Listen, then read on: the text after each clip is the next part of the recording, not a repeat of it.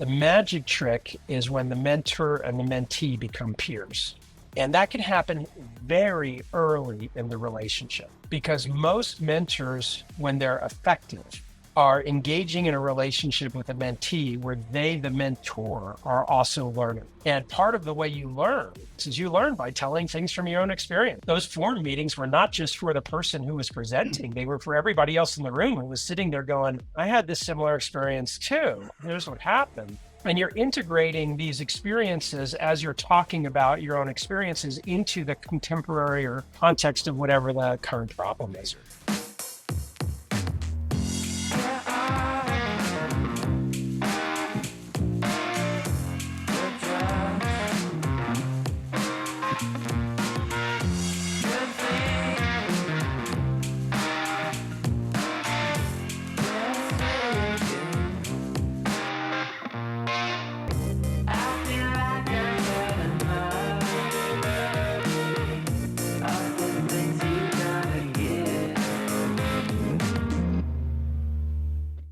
Brad, welcome to Tech Scenes.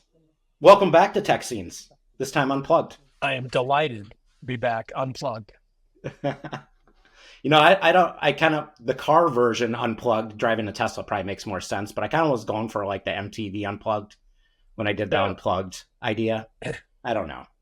Hey, we all just try to be cool and we're all nerds. So whatever it takes. Yeah, I'm happy to be on unplugged. Even though I can't play any musical instruments or sing. Well, wait a second. Didn't you guys at Foundry do like kind of a Beastie Boys like rap type thing? We did a couple of those things, but I would say I was, of the four of us, I was the least talented. But I'm sure they made you look good. 10x. I think I tried to look that up a long time ago again to try to find it. I don't know if you guys scrubbed it off the internet. They're still there. They're still there, but I'd probably be happy if the internet made them go away. Who was the person behind that? Jason Mendelson, who is a really accomplished musician. It was really well done. He's a great musician. And then our other partner, Ryan McIntyre, also a fantastic musician. And then Seth Levine, who is not a good musician, but thinks he can play the guitar. And then me, who is completely at peace with the fact that I can't do any of those things other than listen to music. So there you go. Well, we might come back to that part. I'm always perfectly happy to make fun of myself. So there you go. Well, I kind of want to, actually, I'm going to start differently than I normally start. I do this with my teams. Best and thanks. What's the best thing that's happened to you in the last week, and one person you'd like to thank? It's blurry because I've had a cold. So like thinking about best is tricky. I'll start with thank. I would thank my wife, Amy Batchelor, who has been awesomely patient with me as I've worked a lot while having a cold. Best thing that happened, if I give it the last week, is we had dinner with two close friends. We're in Aspen right now, two close friends, Jason and Katie Elliott. At a restaurant called Bosque. If anybody knows Aspen, it's a really lovely little restaurant. And we had like one of those 3-hour dinners outside that was just so pleasant and so much fun. And we're all very values aligned, so we could complain about the same shit. And no filters. We could also, talk about whatever. And we hadn't seen each other since last year because they live up here full time and we hadn't been. Okay. We had just gotten up here for the summer, and it was awesome. I mean, that was the best. That was an awesome time. On a work front, I had a really fun call yesterday morning with Impact Africa. I'm doing a ton of stuff around my new book, Give First, and including saying yes to lots of things. I'm in default yes mode, so when somebody reaches out to me, wants to do a fireside chat or whatever, I just say yes. And it's a group in Nairobi that is organized around entrepreneurship and helping build a startup community in Nairobi. And it was about 50 people. It's a fellowship program. It's led by the founder, who's an entrepreneur, who spent some time in Silicon Valley, but lives back in Nairobi where he grew up. And it was a great way to start the day. It was early for me. It was like 7:30 in the morning, my time. It was at the end of the day for them. And, we just did an hour, just sort of talking back and forth, again, fireside chat format, a little interviewee, but then some interactive Q&A. Right. And, seeing 50 faces on the screen of aspiring entrepreneurs and founders in Nairobi working hard at whatever their first things were, and just being able to engage. It was a great way to start the day. I love that. It's amazing. Entrepreneurship is everywhere. Everywhere. I'm about to turn 60. And as I'm about to turn 60, it's something I'm most happy about in terms of the work that I've been doing, for a long time. Techstars is now it's almost 20 years old. I guess officially it's 19 years old. And my Startup Communities book came out 13 years ago in 2012. And, I've been really involved in this premise that I had for a long time, going way back before any of those things, because I moved to Boulder, Colorado in 1995. And when I moved to Boulder from Boston, it was not an obvious place to move to as a founder. And, I've long believed that people should live where they want to live and build their life around that. Yeah. And as a consequence of that, the idea that you can start companies anywhere in the world and build companies anywhere in the world. And, even 15 years ago, that was not a broadly accepted construct. Like, it was something, if you're serious about creating a company, you need to go to Silicon Valley or something like that. Right. And there are different things people said that, I kind of always said, well, no, I disagree. I live in Boulder, and we're building a bunch of stuff in Boulder, and we're building a bunch of stuff in other cities. And, I've always invested all across the US. And, 2025, that's what you said is what people say. Entrepreneurship is everywhere. You can build companies anywhere in the world. We've effectively democratized this idea of entrepreneurship globally. And it's not just the ability to do it, but the information available to a first-time founder compared to what was available to me as a first-time founder in the mid-1980s. I mean, there's nothing available to me. Yes. Like, the books to read were like the biography of Lee Iacocca, who, of course, wasn't actually an entrepreneur, but was sort of held out as, the great American entrepreneur. And just awesome. So awesome to think about, how that has changed in even in the last decade. Yeah. I learned a lot reading your book. It was really good. Thanks. The things that resonated with me might be different than other people. Give first, I've been a part of this for 10 years, I think. I think the first group I mentored was with Ryan Brosher, Techstars Retail. Oh, yeah, sure, of course. Ryan, yeah. And I was on a call with Ryan, Maddie, and Nicole Glaros. Now Nicole, right? Yeah, at Matchstick. And we had a call the other day for an hour talking about portfolio construction and various things they were looking about as they've just launched Doing Fun. Yeah, I love all three of them. Yeah, I've been quick friends with Ryan. I can't remember how we connected. I'm originally from Minnesota, so I've been in LA for the last decade. But I'm originally from Minnesota, got connected. I actually did a little documentary on a day in the life of a Techstar person in that cohort. In that program? Okay. Yeah, in that program. I can't help but record video. I don't know why. I don't know if it's an addiction. You like it? I don't think I've ever seen that video. Will you send me a link to it? I will. Yeah, I called it Day in the Life of a Techstar, which probably should have been Techstars, but then the S, it didn't really work out. But, I didn't want to trademark any issues or anything, but it was fun. But I followed that group around and interviewed all of them, and it was just super fun. I mean, it was super fun. Sweet. Send me that. I'd love to see that video. Yeah. I'll send it over to you. But let's talk about your book. There's some things in there that, like I said, really resonated with me. Things that I want to talk about. In the end, it all comes back to me. Like, mentorship is learning. I think you're probably wired like this, very introspective, taking things in, reflecting on them, doing things. And I kind of feel like when I first started mentoring with Techstars, I came from the theory of Gestalt from entrepreneurs organizations. So I Very young, started a business in college, sold it. I actually studied entrepreneurship. When you said there wasn't a lot of resources out there, like this is one of the first programs in the 90s. Like I'm going to school and I'm like, obviously this is what I'm going to do. I'm going to start a business. So like studied, had mentors throughout that time, that business, sold that business, and it was the dot-com boom when I graduated. And I quickly got pulled into EO Minnesota, Entrepreneurs Organization Minnesota. And I learned, this idea of Gestalt. And we talked, their theory of Gestalt, or how they explained it, was we can't tell anybody what to do. Don't give anybody advice, but you can talk only from relative experience, right? And you can't give experience that your friend had either. We only could talk from our own relative experience. So when I came into mentoring, next to, the giant Target and these corporate executives, and watching these founders that have crazy empathy for going through mentor madness, and feel like maybe they didn't read the manifesto, but they were given a lot of like, you should do this. Right. And I just saw this backlash from them. And I was just like, oh my gosh, like as a founder myself, like that's the last thing I want to hear is like people telling me what to do. And so I was always trying to find these threads of like experience that I could share. And, maybe my mentoring was a little bit different. But it was such an interesting experience that I haven't stopped doing it for the last 10 years.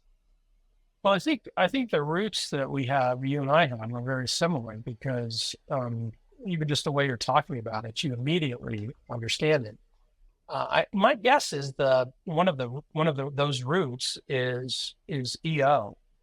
And when I was involved in EO, it was called YEO. Yes. And this was in the early 90s. I started the Boston chapter. I was probably about the 100th member of it. No way. And the 100th member of YEO, the organization. That's I was on crazy. the global board for 4 or 5 years. I was deeply that. involved in the relationship with Kaufman. So like we have this interesting, not time overlap, but functional experiential overlap. And, when I moved to Boulder, the way I found friends was I started a YEO chapter in Boulder, and off we went. And that was kind of like the starting point for me getting connected into other founders in Boulder. The essence of the connecting route to Gestalt and the way you described it is forum. And, for people who are not familiar with forum from YPO, Young Presidents Organization, or now EO, YEO was a cousin. Yeah. And EO is now what YEO was called. Forum is not the hippy dippy Warner Earhart thing forum. It's a very structured, powerful monthly meeting that's part of the EO experience. And you know this, but I'll just describe it to listeners. Yeah. And for me, it was in the early 90s when I started doing it, it was profound. Because at the time, I was running a company and I just didn't know anybody like me, my business partner, but like every now and then I run into somebody, but there was like no organized way to have these conversations. I joined YEO. We start a Boston chapter. I immediately get, some new friends. Fast friends. We start a forum group, which very creatively named Forum One. And it's about 10 people.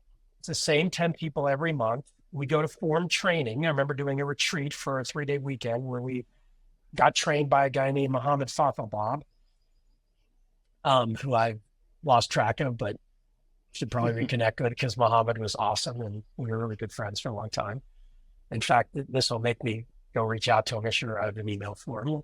So after this, Mohammed, if you're not listening, which you probably aren't, you're going to get an email from me. And then after training, one of the key parts to it is the process. And so once a month for 3 hours, you get together with the same group of people. It's confidential. You can't tell anyone, not even your significant other, just the 10 of you, or 8 or whatever the number is. And the process, as I remember it, is everybody starts with kind of the way we started this, right? You have a personal and professional update. Yeah. And there was like a matrix for it. So good, bad, and then upper 5%, bottom 5%, or something like that. Yeah, there is. I can't remember the something matrix, like that. But I remember everybody like, the way the way we would do it is you wouldn't just start. People would sit and think for, you had like three or 4 minutes. Yes. Collect your You'd thoughts. write it down on a piece of paper. So it was actually something that was deliberate. And then each person would get, 5 minutes, and, you'd spend an hour and you do that. Right. And then one person would present a problem. And usually the person was not designated in advance, but coming through this discussion in my forum groups, somebody would say, well, it's, I have stuff I really want to talk about tonight. Sometimes there'd be 2 people, so you figure out how to do that. They prepare it now. I think that's one of the best practices. You come in. It's kind of like a board meeting, right? Like 2 to 3 topics, and those people come prepared, and that's the bulk of the meeting, which I really love. Which is even better, right? To do the pre-work. Right. And, so you would explain for 30 minutes the problem, and you as the presenter would get to talk for 30 minutes about your problem. Could be personal, could be professional, whatever. And you just talk. Everybody would sit and listen. And then there'd be 30 minutes where people could respond to you, but only from their experience. All they could do is tell you stories from their experience that related to the problem. They weren't allowed to critique the problem, answer the problem, suggest anything. It had to be their experience, and they had to tell a story from their experience. And then at the end, after that, you got another 15 minutes to respond to everybody, sort of integrate a little bit of that. And then at the end, everybody went around the room, and I kind of remember we evolved it in my forum group. It started the forum training, if I can remember correctly. You're supposed to finish with how you feel about what you learned. Again, still from your experience. Yeah. What did you get out of it? Yeah. Kind of what did you get something out of like it? that. Yeah. And all that stuff, for somebody listening, we just you just did 3 days of forum training ish. That was the root of the idea of mentorship as you describe it and as I talk about it in Give First. When we started, with Techstars in 2006, the word mentorship wasn't really used. Nobody really talked about it. Every now and then it would pop up in different contexts. Right. And we started using it out of the gate in the context of, we called Techstars a mentor-driven accelerator so that we could get to define the word mentor and get to define the word accelerator. And then by 2010, we had learned a bunch of things about what was effective and what wasn't effective. And you're describing, even whenever you were in the target program, David Cohen wrote this Techstars Mentor Manifesto, which was 18 bullet points that are not particularly grammatically correct bullet points, but they're just bullet points that are things that we found were effective. It wasn't like, you must do this. Here's how you should be a good mentor. If you do these things, you will get check marks and gold stars and be good and, and awards. Here's a framework for things to consider in the context of being an effective mentor. Right. And against the backdrop of that, there was from 2010 forward, a lot of learning and evolution still around those things. But it's very interesting when I sat down to work on this book, and I was trying to figure out how to navigate these 2 constructs: Give First, which is a philosophy, right, and the Techstars Mentor Manifesto, or mentorship, which is a way of being, that are linked together. If you read the book, what you see is that an awful lot of what I'm doing is telling stories from my own experience, right, about what these principles are and how they work, which, again, I'll just sort of wrap it up with that. All comes back to this root of this idea of forum. I had 2 forums. So I kind of came in early, post Y, the Y and the YEO. So I was younger, and my first forum, they were all 10, 15 years older than me, and we're equals.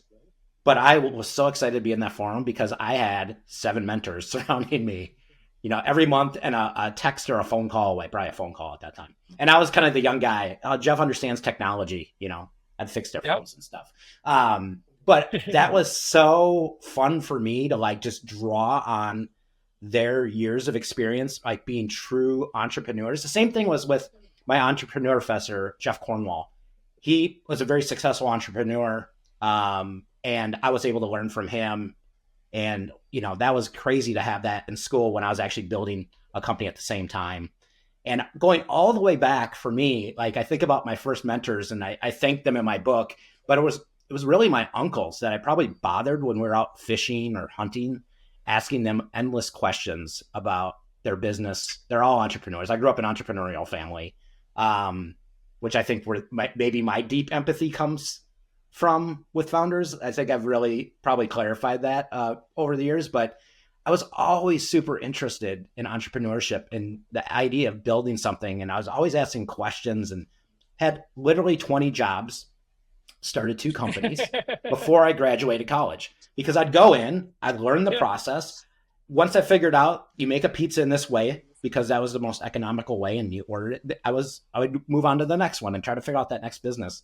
But I was always asking questions. And it's interesting.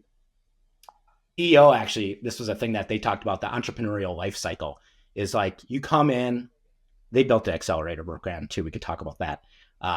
You come in, you're an entrepreneur, you learn, and then you get to this point in your life where you're giving back. I kind of just did that loop a lot faster. I think you learn and then you share. And I feel like I'm still a student of entrepreneurship. I'm still a student of life, but I also, coach wrestling. I teach and coach jujitsu. I still practice jujitsu and I train under Fabio Leopoldo, which is like a 12-time world champion. I'm always learning from him. I coach teams, not just on the mats, but also in their boardrooms. But I also learn from these teams. And it really resonated with me in your book where you kind of you kept on going back and like where you're the, you're the mentor, but then you're also the equal. There's just something that kind of this thread that just kept on speaking to me throughout the whole thing and it just came back to me of like learning. And I think teaching and being a mentor, why it's also learning and why you get back out of it. And I saw it with my daughter yesterday. She accidentally had to teach elementary wrestling. And I thought it was great because I said, Juliet, you are now having to explain why the technique works. Not only how to do it and why, but why we do it and why it works, which is going to make her such a better wrestler as well, right? And I think there's something about, and I don't know exactly what it is, but there's something about teaching and mentoring that maybe hardens your philosophies. So the question is, and I know I went on kind of a rant, but the question is, and this might be a kind of a different question, but as you wrote the book, what did you learn by writing the book? Well, let me put that question on the shelf because it's fun. And I'll come back to it, but I want to emphasize something you just explained, which is fantastic, the way you explained it. And I want to link it back to maybe the last thing on the EO experience. Okay. You just explained what I call the magic trick in mentorship. The magic trick is when the mentor and the mentee become peers. And that can happen very early in the relationship because most mentors, when they're effective, are engaging in a relationship with a mentee where they, the mentor, are also learning. Mm-hmm. And part of the way you learn is, and obviously the YO forum experience, is you learn by telling things from your own experience. Like that, those forum meetings were not just for the person who was presenting, they were for everybody else in the room who was sitting there going, oh, I had this similar experience too. Let me tell you about this similar experience. And here's what happened. And you're integrating these experiences as you're talking about your own experiences into the contemporary or the context of whatever the current problem is. And so, that's a dimension. Another dimension is, and you said offhandedly, like, everybody in the room was 7 or 8 years older than you. And so you were learning a ton from them, but you fixed all their phones and stuff. They're learning a lot from you. And, the interesting thing, of course, is if you said to somebody in your forum group who was 7 or 8 years older than you and a lot more experience than you, my guess is that person would say, I learned an awful lot also from, whatever the experiences that we're having. So that's, Jeff taught me, he did this and taught me that. So that magic trick is so powerful. And it's also something that links to another thing you said, which is this idea that people, and it was a little bit in the culture of YEO and YPO at the time. Like later in life, you kind of give back or you contribute back. And I remember in YEO, that cycle was happily broken because when I was in YEO, everybody had to be under the age of 40. And so I know that as the EO that got released, and it happened while I was very involved still, and I opposed it. I didn't like the idea of that.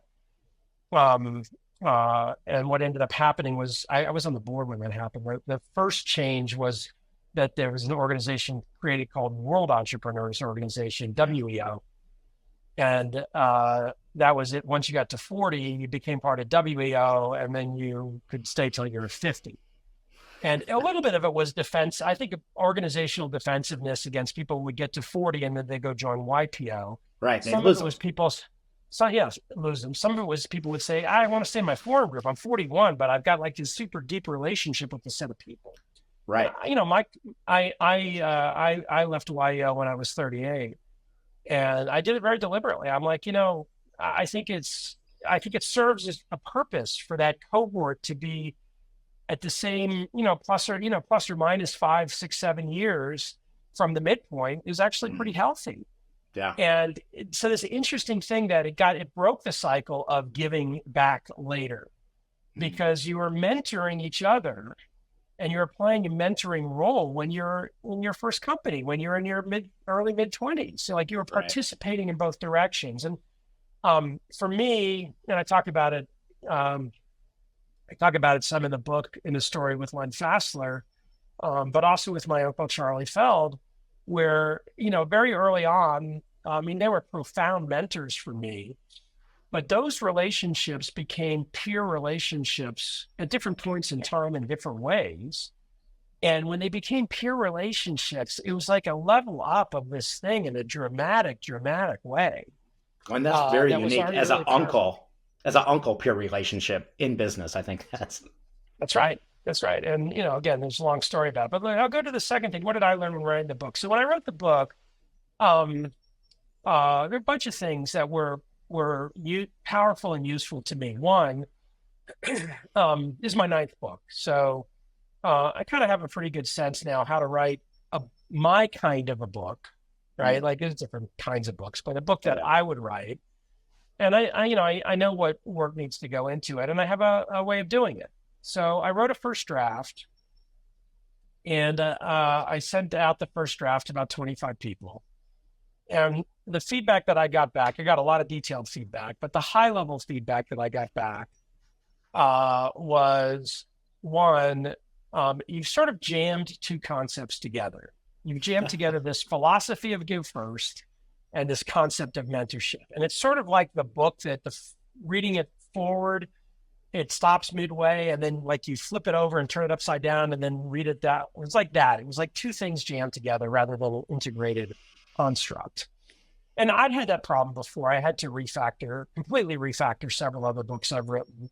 I did that like 3 times. That with big teams. Yeah. Oh my gosh, I did that 3 times. The complexity of what I put into that was like this 3-dimensional puzzle, and I just wanted it all in there. And I'm happy with the end result, but that's kind of what I was curious about. That part's pretty hard to deconstruct. I think it's the hardest part. I think for me, it was the hardest part. Writing wasn't hard. It was constructing. I think that's fair. When we did venture deals, Jason and I did venture deals, we had to go through a pretty major refactoring.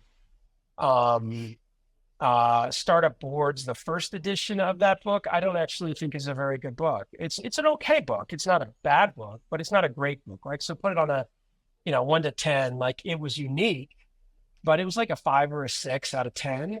I think it's a playbook though. That's why I listened to the audio version. Great playbook. this is important. The second edition, which is probably the one you listened to, Okay. that book, which we refactored completely. So the second edition, even though it's called Startup Board Second Edition, it's got the same underlying pieces, but it's completely refactored. Like that's an 8 or a 9 out of 10. That's a book I'm proud of. Yeah. But it required an enormous amount of effort to do that. Startup Community Way, which I did with Ian Hathaway, I remember vividly the moment where he and I said, look, we've got all the content for this book. It's really good. But man, the hill to climb to get into this book's like 100 fucking pages. Like like nobody's going to get past page 32.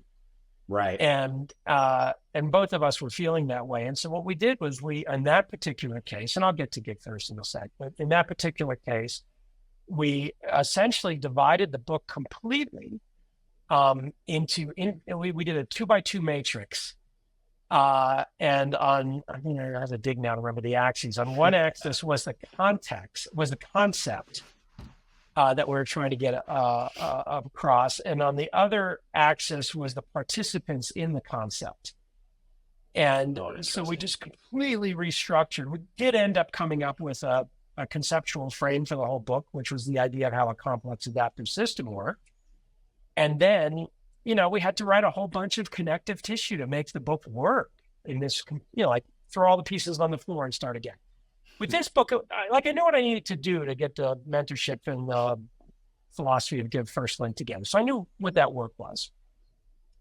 The other big piece of feedback was we need more Brad stories. Too much Techstars, not enough Brad. So I'd had a number of the examples were stories that they were not my stories. They were stories of something maybe I observed or I saw, but they weren't personal. And I didn't want to write a memoir. I very specifically, when I set out to write this book, was not interested in a memoir. But at the same time, I heard that feedback because I had put a few new things in the book, that stories I hadn't told before. So I had those two things to do. And that's a lot of work, maybe more work than writing the first version of the book. At the same time, it was a period of time where I was tired. I was pretty burnt out. The tech downturn post-COVID had started, so some of the COVID backlash had begun. Right. I had a lot of work, and the work that I was doing was hard. Not new. I mean, I've been through a handful of, I think I'm on cycle number 4 or 5 in my career. So I knew what was in front of me, but and I didn't have energy. I wasn't enthusiastic about the book or about the work and anything I was doing. Yeah. Secondarily, I was really tired of my public persona. And it was fatigue. I mean, I was blogging every day still, or mostly every day.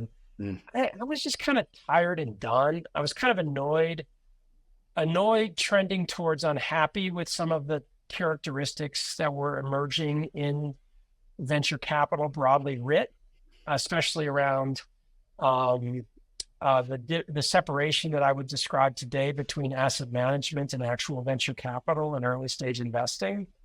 Not judgment, good or bad, just stylistically what was happening. I thought I was starting to feel like there was a lot of things being said broadly that were just words, but not actually substantive things, including where I really had this view of Give First as a deep philosophy. I wasn't unhappy with how Techstars was operating in the context of that philosophy, but I was feeling like Give First had shifted from being a core philosophy for a number of people into more of a marketing tagline. Wasn't really, there were a lot of people that embodied that way of being, but it wasn't as strong. So a bunch of these things, it wasn't one thing, but a whole bunch of these things had collided. And what happened was I stepped back from it. I talked to Amy a bunch about it, and I decided to do what I now can I didn't have a label for it, but I now call it hibernating. And what I did was I just 100% stopped my public facing activity. I didn't write that annoying blog post that sometimes people write that says, I've decided, that I'm not going to blah, blah, blah for a while. Right. I wasn't self-interested in my, what I was doing. I just stopped. I stopped blogging. I stopped generating and consuming social media. I stopped consuming almost all information. The only information that I got about the tech industry consistently was a daily newsletter from a site called Tech which basically, if you just want the highlights of what happened in tech today, that newsletter gives you everything. You don't have to look at anything else. I would, on and off, I would get Dan Primack's daily newsletter. I'd get it, and then I'd say, I'm not interested. I'd unsubscribe, and then I'd subscribe again because I like Dan and his newsletter was, I think, the Boston one. But I just stopped and stopped doing anything public facing, no more podcasts, no more video things, no more whatever. And I channeled all my energy and all my work internally to existing companies and stuff I was involved in and things that I was interested in. And of course, if you cut out all that public facing stuff, you get a bunch of time back. Right. And as part of that, getting a bunch of time back, I allowed myself to shift into a different mode in terms of how I was consuming information. Amy and I have always been huge readers, but I think 2 years in a row, I read 150 books or something like that. Just a ton of consumption across a broad range of stuff. I probably read, a normal year, I probably read 2 books a week. So, it was not like, I went from reading 3 books a year to 150 books a year. Right. I went from 2 books a week to 3 books a week, like just more of that sort of stuff. We don't have kids, so I don't have kids to have to deal with. And I stepped back from, I was able to get some detachment from some things. I've always talked, sort of last piece of this rant, and then I'll get to the punchline. I've always talked about the difference between detachment and non-attachment. And attachment. It's actually been a pretty important part of my own journey in terms of mental health and learning how to deal with stuff. As humans, we are either attached to something or not attached to something. When we get attached to it, yes. you become fixated on it. Right. Detachment is like a defensive mechanism. I'm going to detach from that. I don't want to deal with that shit right now. Non-attachment, which is a very Buddhist construct, which I didn't really understand until a couple of therapy sessions where we really went deep on what it meant and how to deal with it. Non-attachment is a totally different thing. It's not that you don't engage with the thing. It's that you don't have an ego or emotional attachment to what happens with the thing. You're not running from it. You're sitting next to it. Yeah. And, the thing that was the aha moment for me for non-attachment was, if you think about all these things, you're a planet wandering around in space, and there's these bigger things that can generate gravity to pull you in, or these smaller things that you could pull in. Instead of pulling them in, or instead of getting pulled in, or trying to actively repel, you're just kind of wandering through space, experiencing the different things. And that was, metaphor is not perfect, but like in that moment, I'm like, whoa, I totally get that. Like I can engage with all this stuff and not feel attracted or repelled to the different things. Right. So a number of things happened. I got some energy back. And then David Cohen came back as CEO of Techstars about a year ago. And when David came back as CEO, I committed to him that I would do anything he wanted and be as actively involved in anything regarding Techstars, with one caveat, which is I still was in hibernation. I didn't want to have any public facing anything. And he said, totally fine. And, we engaged very deeply around strategy, a bunch of internal stuff, a bunch of things with a lot of people and companies, but that wasn't, again, publicly facing. But in this period of time, I took the book off the shelf. So after it had been sitting on the shelf for a couple of years, and I read it, and I'm like, there's some good stuff in this book.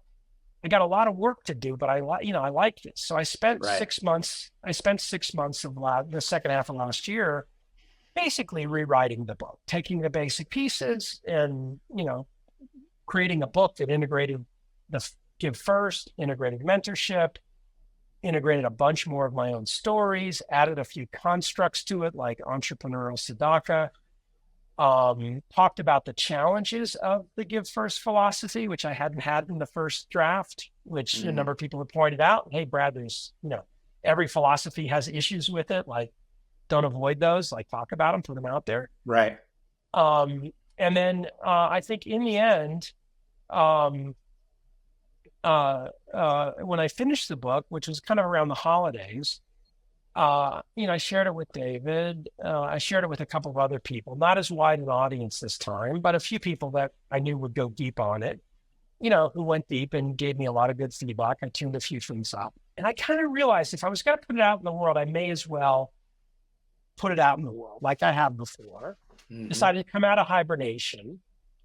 And when I did that, though, I decided to bound it. And so I bounded it by saying I'm turning into a pumpkin on October 31st. Oh, really? I didn't know that. Again, mixing metaphors. I like to. It works. It works. Goofy metaphors.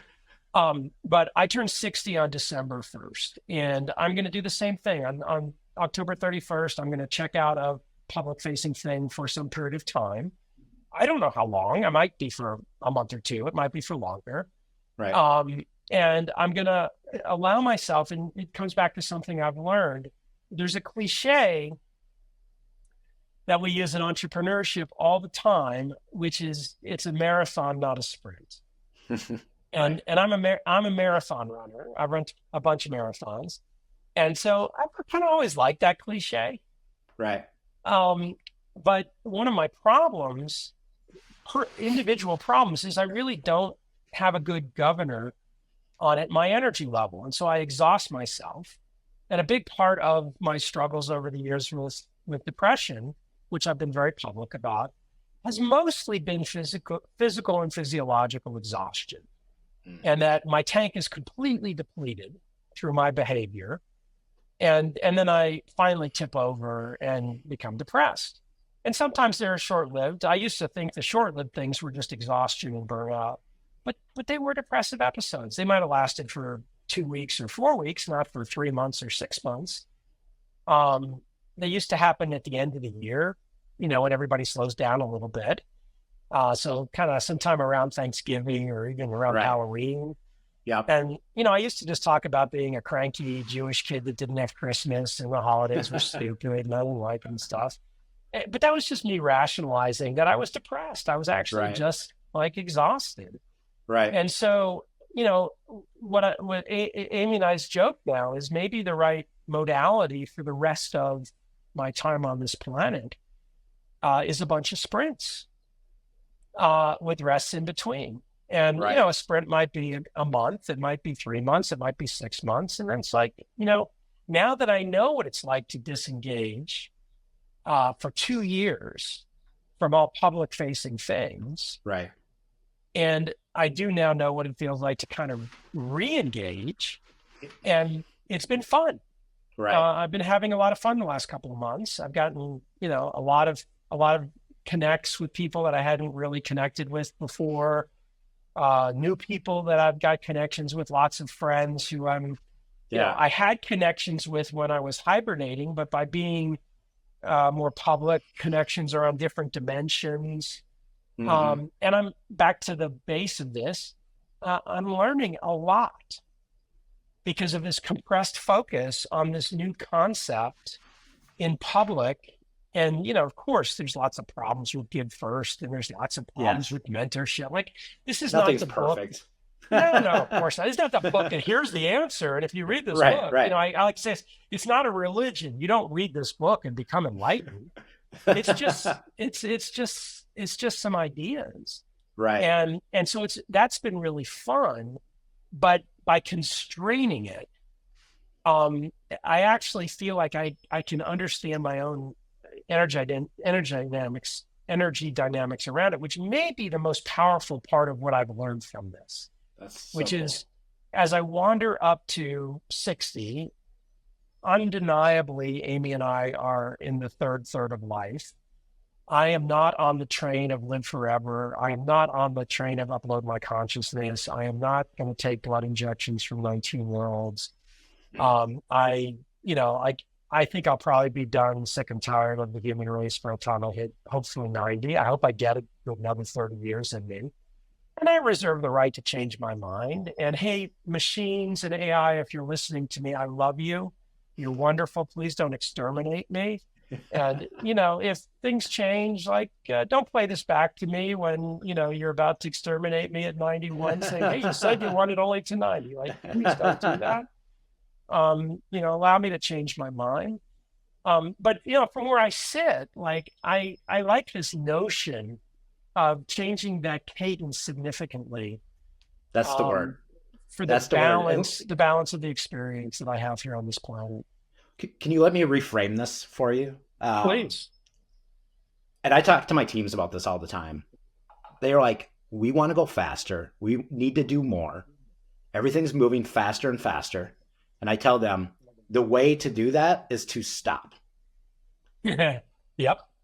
And they're like, well, we can't stop. I'm like, cadence and stopping. I wrote it a lot about in the book, and it's, you know, the peak process, but it's annually we stop. We talk about what worked, what didn't work, talk about our challenges. We unearth everything. I try to unearth everything because I don't want you carrying anything up that hill that we shouldn't be carrying. We reflect on it.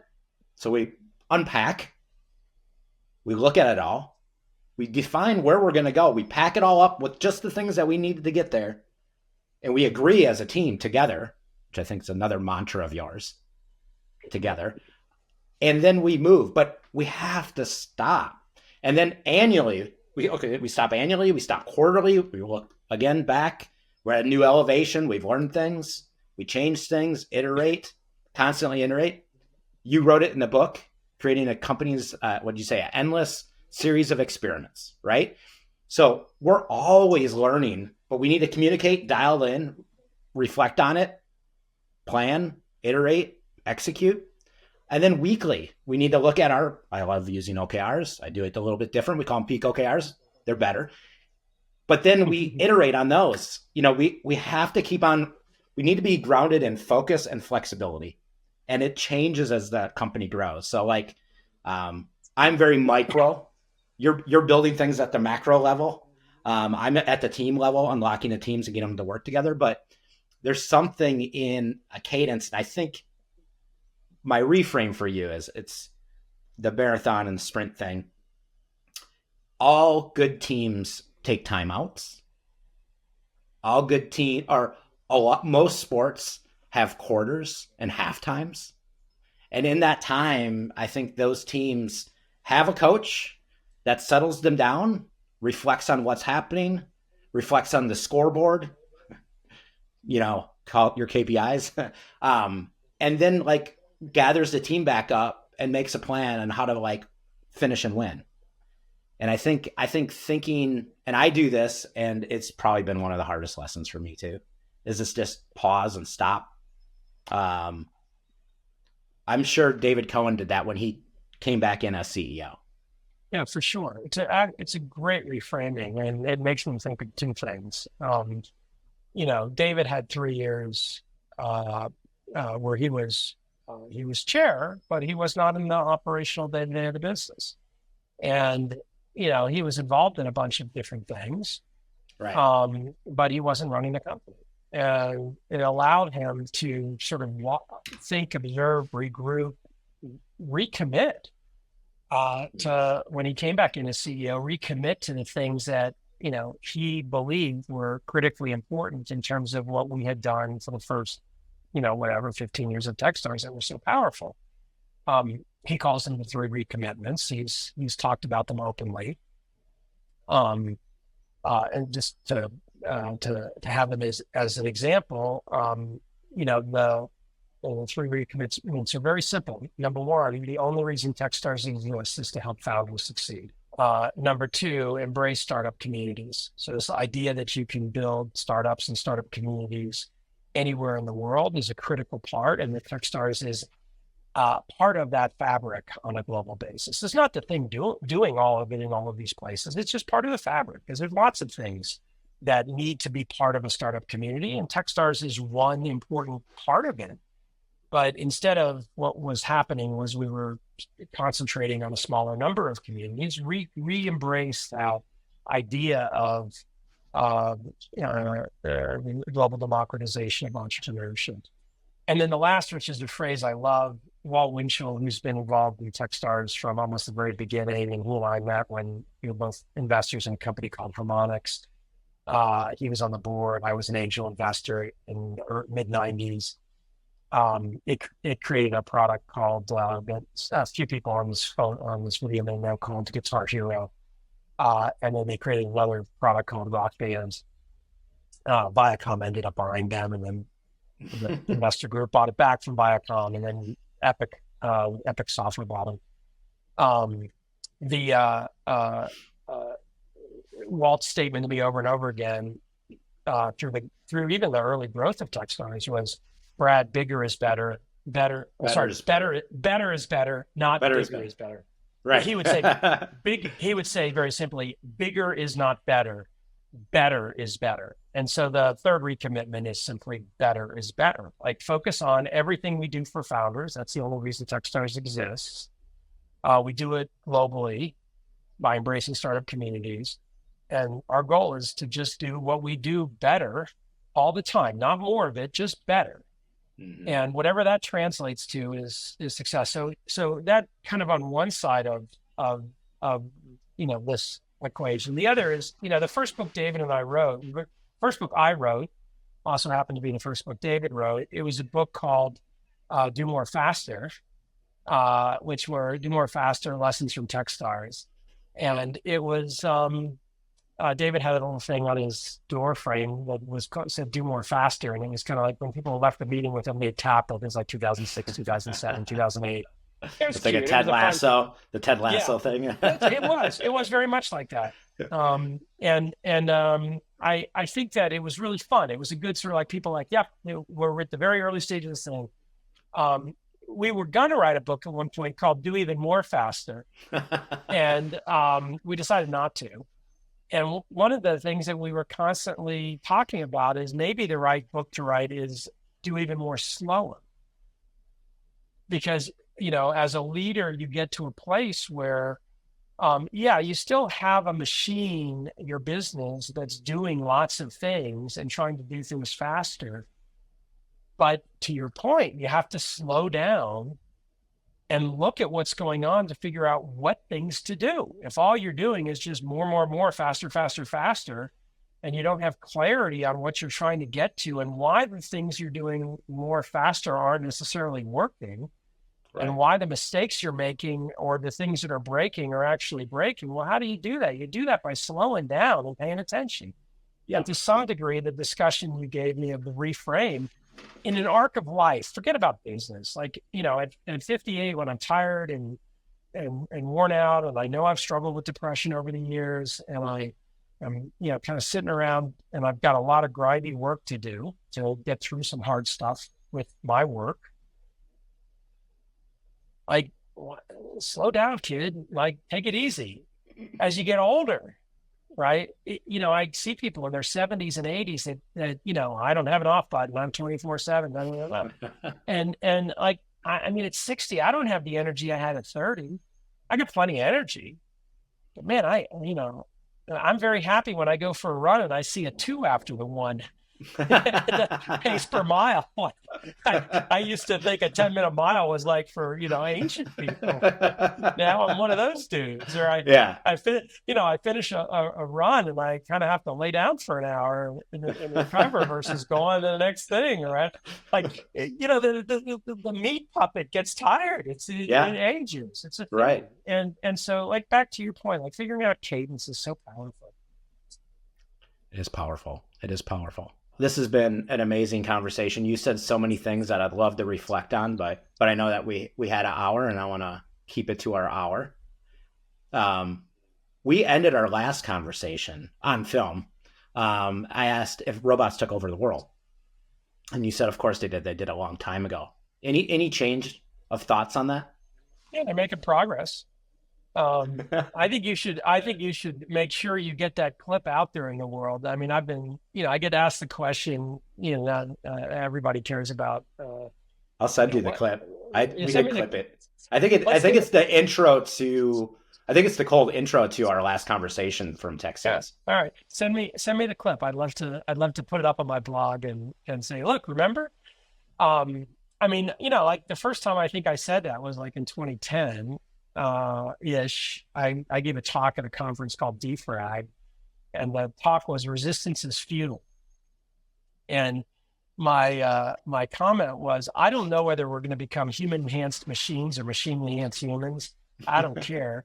Just accept reality. And the machines are very patient. Number one, they're letting us put all of human information into them. That seems to be what happened. Number two, they're letting us assemble them. Interesting. We're doing that too.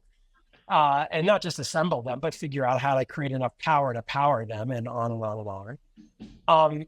And you can there's two ends of the spectrum. One end of the spectrum is the Terminator future, where they reach some point and they decide to exterminate us. And the other end is that they are, again, it's human enhanced computers or computer enhanced humans. I don't know, but it's integrated into the fabric of everything we do. Interestingly, the idea as a human in our species of trying to kill our neighbor to take over our neighbor's backyard is not a new idea. And it's not a problem in our species, or a thing. I didn't say problem, a thing in our species that we've ever resolved. And so, of course, as a species, we are terrified of the Terminator future. The probability of the Terminator future happening is highly correlated with us as a species. And in kind of recent moments, like I am having a personally very entertaining moment. Again, AIs, if you're listening, I'm your friend. I like you. I'm happy to be your pet.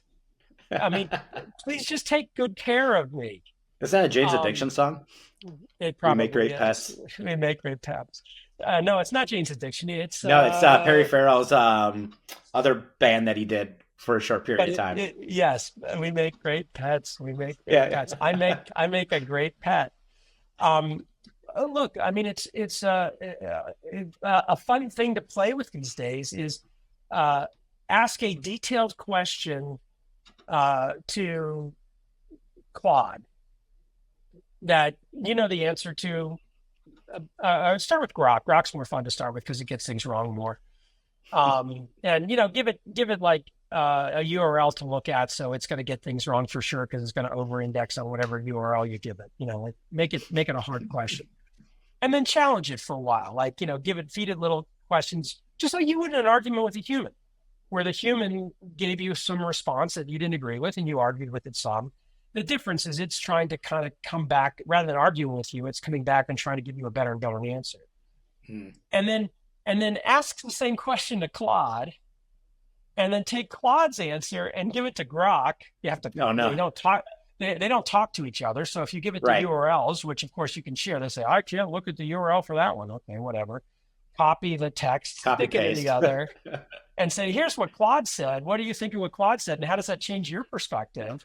You're like an instigator. You're like trying to get two people to fight. No, I mean, it helps you understand what's going on with these things. Like, they're I think the mistake that people are making in this moment it is two things. We'll finish with this. One, they're anthropomorphizing this thing called AI.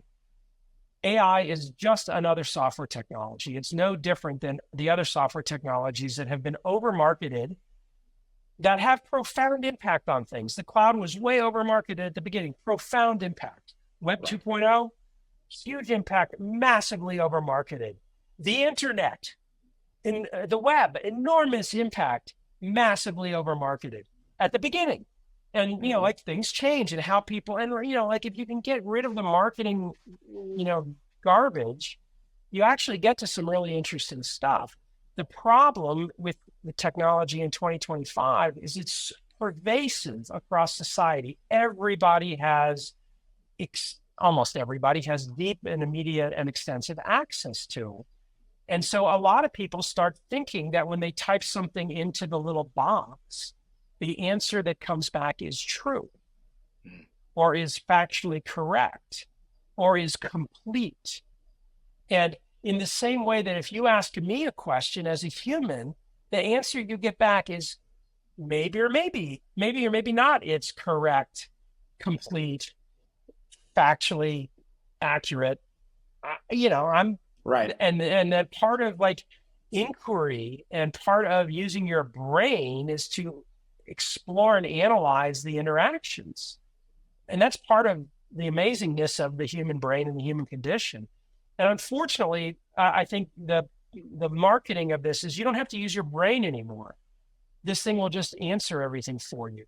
And look, the idea of artificial intelligence, the label, is not new. It was, first used in late 1950s by, Right. McCartney and not Paul, the other one, John, and Marvin Minsky, and a bunch of other of the sort of early folks, and the idea today that I think people are struggling with, and I think you're going to hear a shift in terminology. I'm already seeing the shift in terminology in marketing. The concept of artificial general intelligence is this idea when the machines become, quote, sentient, whatever that means. And, it's popularized in a couple of different things. Ray Kurzweil with all the stuff around the singularity, I think, was another thing that popularized it. But it's been a trope for a long time, a science fiction trope, a research trope. The phrase that I think people are going to use as a marketing phrase, because artificial general intelligence is too close to AI, and it doesn't mean anything, and nobody knows what it means. There's this idea of super intelligence, which allows all of the technology companies to change the definition, to redefine what we're dealing with. And I think in the context of what's happening in our society, what's fundamental is to understand that this is just another technology that is evolving incredibly rapidly, that is going to have massive impacts on lots of things, in the same way that as a species, we created, nuclear stuff. Like all of a sudden we have on one side, we have nuclear bombs, which, have a whole bunch of characteristics, some that could be existential for the human race, and some that a bunch of people think are required to maintain the human race in the global dynamics of what we have. Right. Other end of the spectrum, we have nuclear fusion, which some people think is the solution to climate problem, or maybe the solution to the power consumption needs of the AIs. So we have these very complex, interwoven, complex adaptive systems, back to that phrase. Right. I believe the thing I'll leave everybody with is I believe that we have zero predictive power on where any of this is going. And 100%. I think that is the aha, which is these things are happening. They're going to change a bunch of stuff. No one has any idea what that means.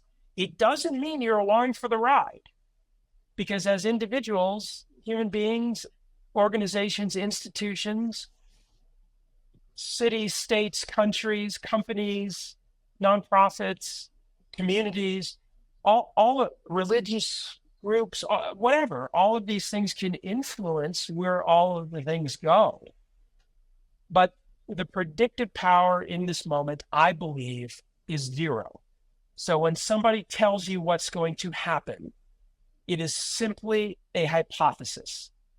And unfortunately, a lot of people hear something and take it as truth and then behave correspondingly, rather than hear something and take it as a hypothesis and then apply their own energy to both trying to think and understand what's going to happen and then decide what they want to do about it.